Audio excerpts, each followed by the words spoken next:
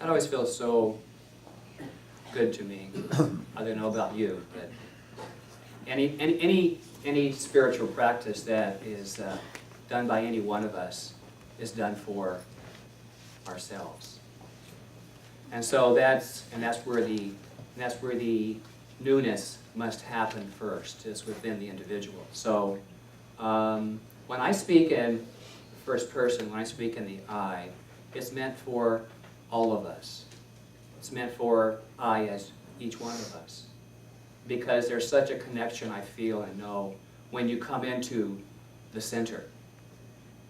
Why do you think it's called a center? Because it brings us back to our center. That's from the Zen Cowboy. Some of you may have noticed my play today. I was born in Texas. I'm proud that I was born there. I'm proud that I grew up in California.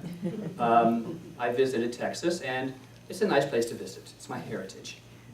And so I don't ever diminish it. I embrace it. And so I will say that my hat is off to you this morning, so far. But for right now,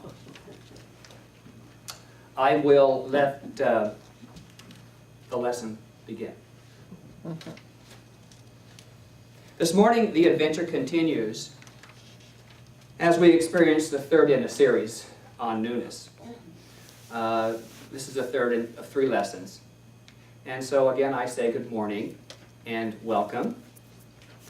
And you are invited this morning to be present as we examine several ideas, spiritual ideas, of new. Of new. The first lesson 2 weeks ago was titled A New Order. How many of you were here for that? 30 or 40? I'm thinking greater. And it stated how important it is to begin anything new in gratitude. To begin with gratitude. Gratitude not just now, but gratitude for all that has brought us up to this point. To right here, today, this moment. To recognize that there is a divine order in this life. Now, ours may be an appearance of disorder, but there's a divine order that is forever residing, expressing, if we let it. And that life is ongoing. There's an ongoingness of life. And to open to the concept that in order to experience any newness, we are called to place a brand new order. A different demand, if you will, upon spirit. And I said, when I first heard the word demand, I thought it rather harsh. I thought rather harsh. Anybody else? It's got to be, I demand. Well, financially, a demand is a call for something that is owed. So, spiritually speaking, we come in with a divine birthright for life. And that is the order. That's the new order that I'm always placing in my life. A more expressive life. A more loving life. A more embracing, greater, more joyous life. And so the very basis is life, ongoing. Our founder, Dr. Ernest Holmes, tells us in the Science of Mind textbook, if we have to make a choice and feel we do not know which or what to choose, we must be still in our own consciousness and know that the Spirit within us knows which of these ways is the right and most constructive way and will guide us. When intelligence makes a demand upon itself, it answers its own demand out of its own nature and cannot help doing so. In philosophy, this idea is called emergent evolution. Whenever the universe makes a demand upon itself, out of that very demand is created its fulfillment. But that can only be when the demand is in the nature of the universe. We must be in alignment with the way Spirit works. I often use the example of a computer. The computer works a certain way. It has its own programming, its own system. We have to understand the way it works. And that's the call with the science of mind, and with life, and with spirit. We must understand the way anything works. My car, I have two different cars. One with a get in, push the brake, boom, push the button, it starts. You go up to the door, it opens. The other one, older than that. I go up and I yank, well, stupid car, it won't open. Something wrong with the car. No, it's not the way it works. I have to be in alignment with how to open that door. That particular door takes the key fob and you gotta push the button. Hello.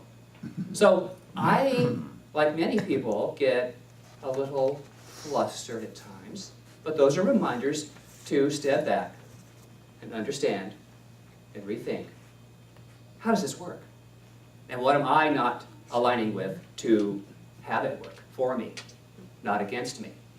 It's not the car's fault. It's just the way it works.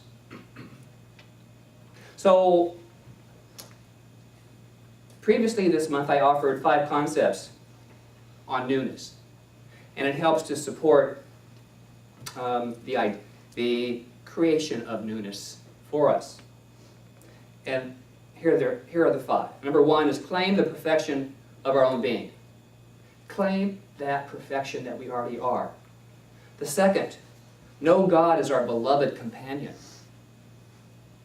As our companion. Number 3, take dominion of our thoughts. Take dominion. Oh, it's not my fault. My parents thought that way, so that's how I think. Okay.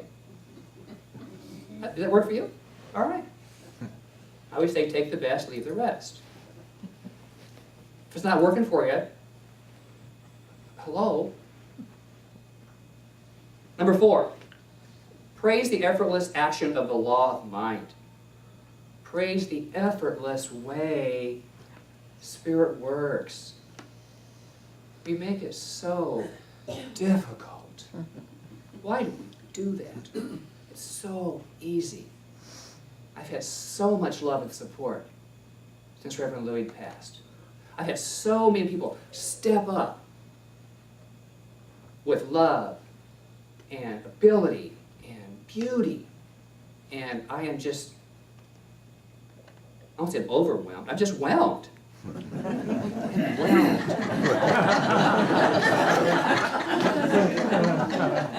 I think that's kind of staying present. I'm whelmed.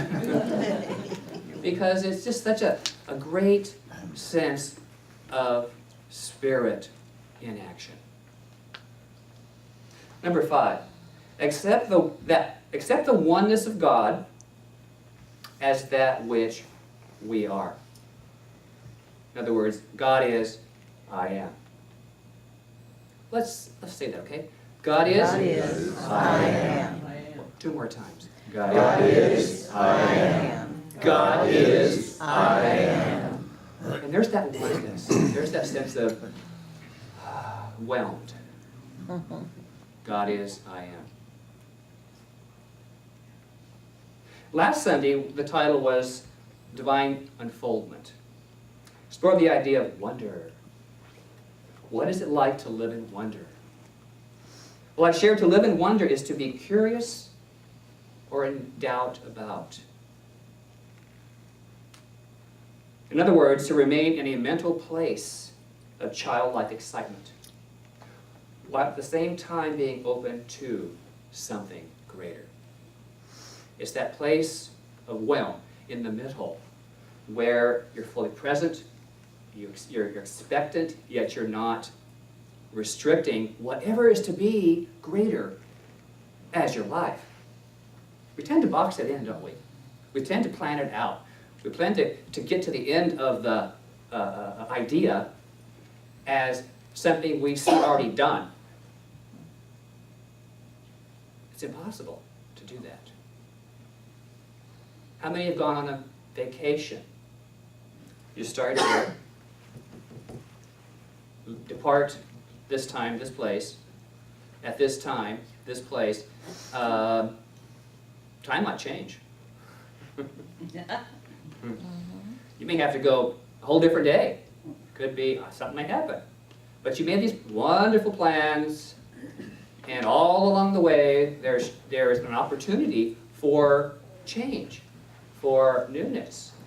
And the real excitement for me now, wasn't always, was to step into that moment and say, okay, so now what? Now what? I've had some wonderful experiences traveling by living in the idea of what's new here, what's exciting here. Place no limit on God, on our good. When we try to box it in, we're limiting. We're limiting. The outcome of our spiritual homework is dependent upon our manner of thought. We must do our homework. We must do our inner work on ourselves, for ourselves, with ourselves. And that's what this teaching is all about. Is finding out what we think, who we think we are, what we deserve in our thoughts. And we find that out, it's good. Because from there, we understand how our life is showing up.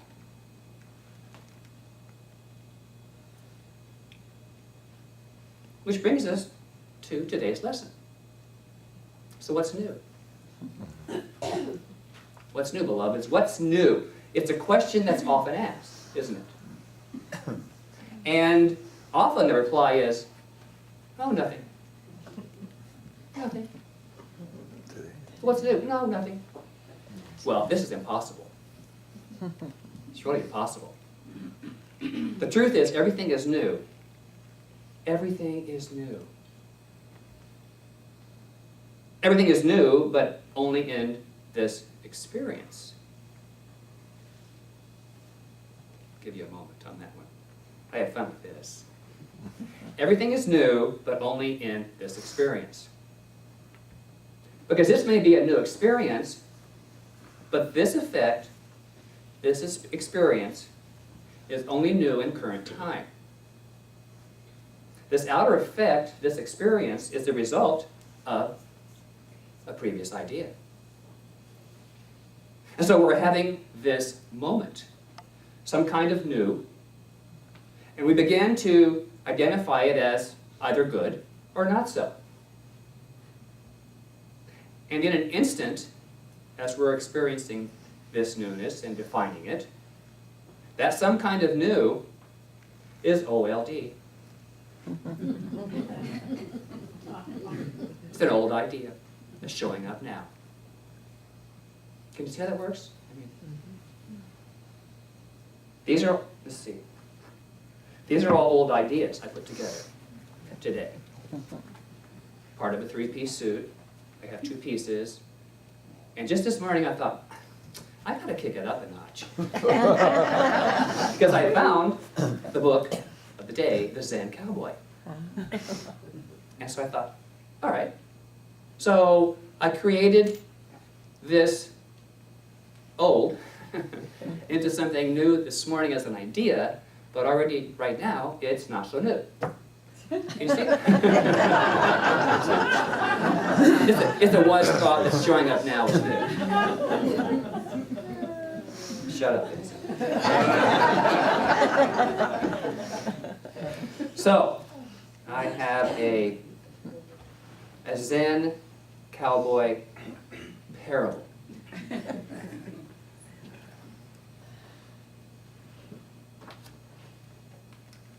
There, of course, are lessons to be learned everywhere when you're doing the job of a cowboy.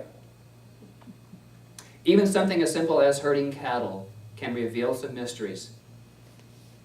Why, I remember one night when we had settled down by the campfire after a long day of driving cattle, one young student stirred the ashes of the fire and asked, "What is the secret of herding cattle?"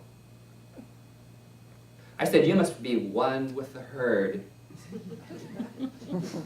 One with the herd. After you do that, herding cattle is easy. How do you become one with the herd? The student asked. Well, think like a cow. Cows don't think, said the other student. They just are.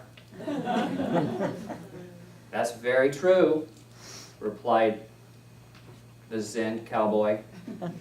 But I wasn't a-talking to you, you darn fool. You may now become one with a shovel and much out of the corral and recite your santras while you're in it.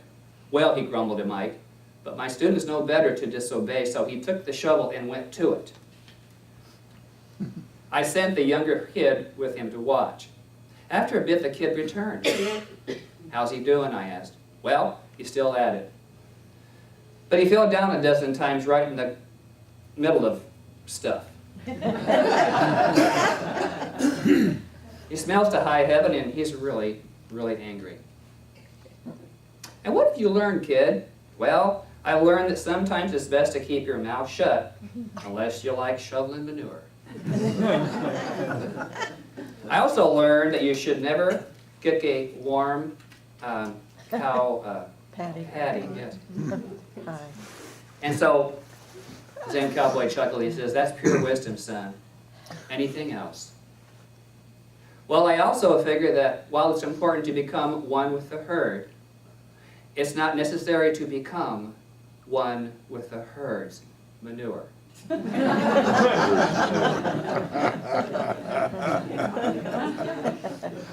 So, we can be in the world of effect and confusion, and we tend to get caught up with the herd many times, and which limits our experience of something new. But in the story, this student, this kid, had to do that. He had to experience that shovel, if you will, that stepping into the experience to get out of it what he did. And it's a bit of wisdom for all of us to not be caught up in doing the same old thing, thinking the same old way. It's living in a more fully awake and alert consciousness. And that's what we do in our classes here. We allow the students to be more awake, more conscious. To each person, be more conscious to each place we move into, every idea. Because when we do that, we have a greater sense of our divine self. Ernest Holmes tells us, what the world needs is spiritual conviction, followed by spiritual experiences. I would rather see the students of this science prove its principle than to have them repeat all the words of wisdom that have ever been uttered. It's far easier to teach the truth than it is to practice it. In a nutshell, early on in this teaching, I learned I got to walk my talk. I can't just talk. I just can't teach it. I have to experience it. I have to live it. We're each called to live who we are. Newness is continually proving the principle behind life in this teaching. That we can live authentic lives. Whose life? Our own. Our own. And we do so when we consciously direct our intentions towards something greater. How do you feel about that something greater idea? Sometimes, we're satisfied with where we are. And that's okay. That's a good place to be. But for me, it's a place of reflection, and then I ask myself, what's next? what's new, what's greater. It's a place of pause. It's a place of refreshment, if you will. It's an oasis of spirit. But then what's next? What's new? And so when we direct our intentions towards something greater, we can do that in a greater way by being in doubt about exactly how this idea or that experience might happen, but assured that there's going to be a happening. Can you see? When we set our intentions in motion through our ideas and thoughts, they're carried out. But exactly how or when or to what degree is the exciting part of being in doubt. Not that it's going to happen, but how it'll happen. And that to me is being alive.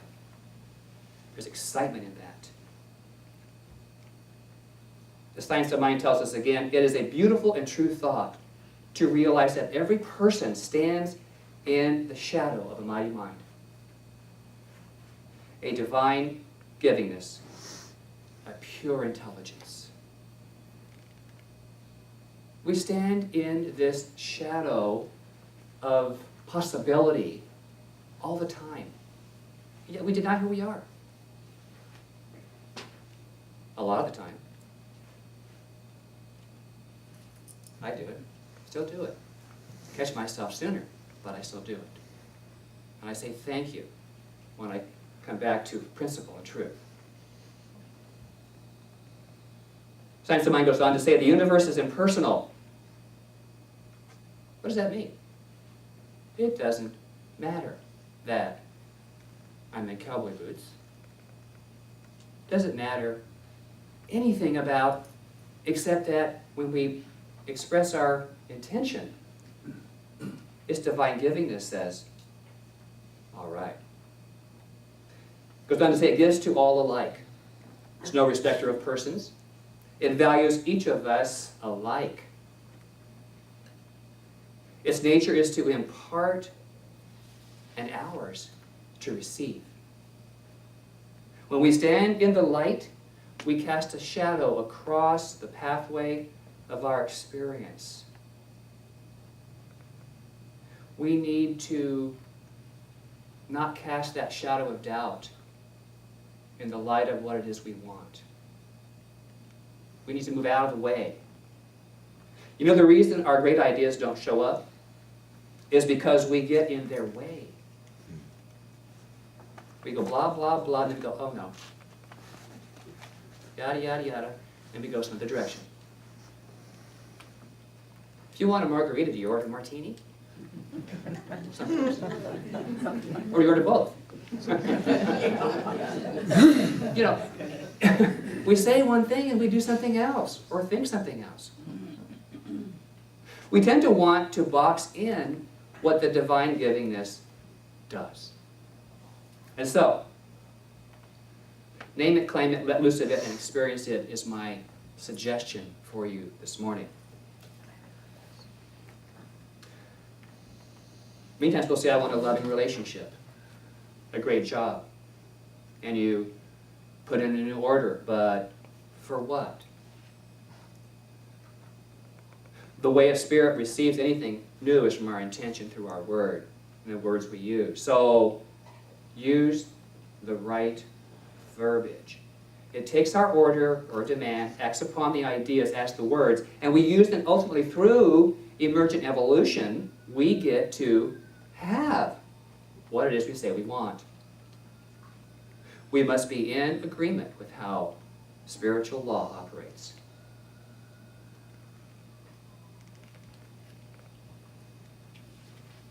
And so,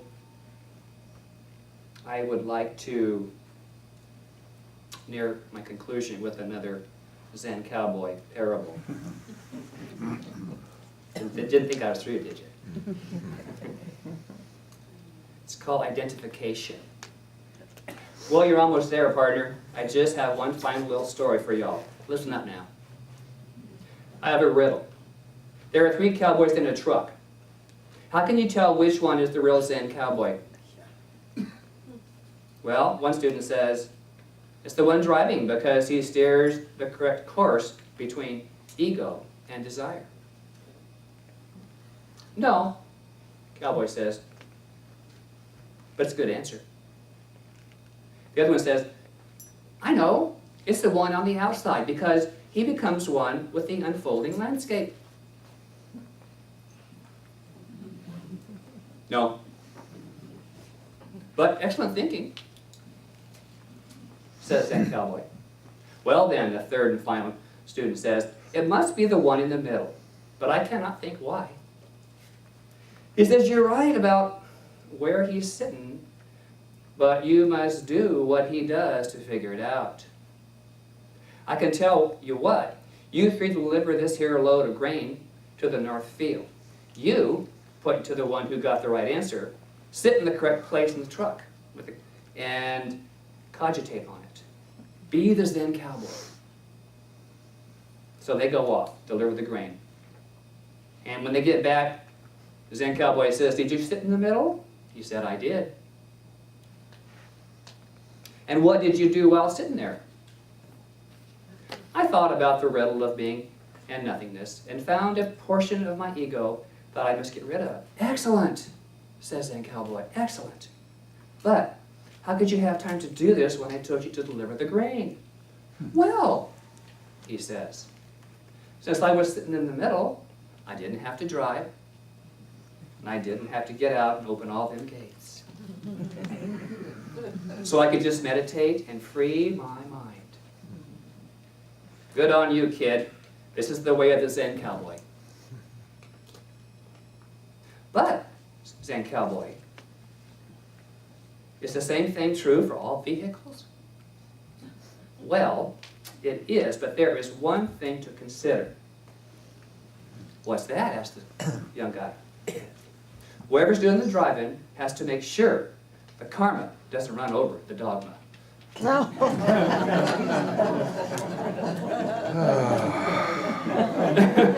Groan. Wait for it. No. So, step over the obstacles and into the newness of your life as you allow Divine Spirit, as the love that you are, to evolve in greater ways than ever before.